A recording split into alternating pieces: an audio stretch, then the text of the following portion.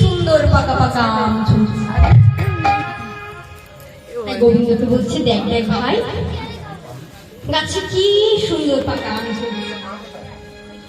আর আমাদের সখাদের মধ্যে তো এখানে কি শুধু আমি আর তুই আছিস। চল চল ভাই, একটা আম পেড়ে নিয়ে এক কামড় আমি খাবো, আরেক কামড় তুই খাবি, এক কামড় তুই খাবি, এক কামড় আমি খাবো। তাই বলে কি করেছে না, গাছ থেকে একটা পাকা আম পেড়ে নিয়েছে।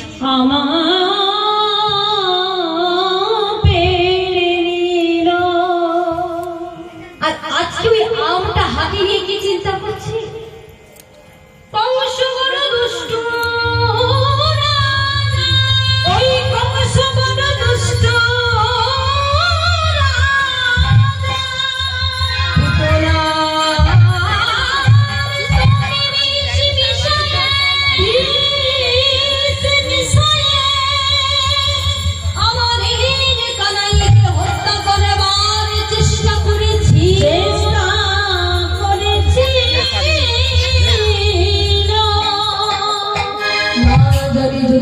আমের মধ্যে বেশি মিশায়ে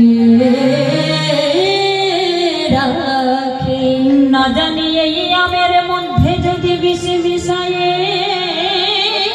রাখে, আর ওই বেশি আম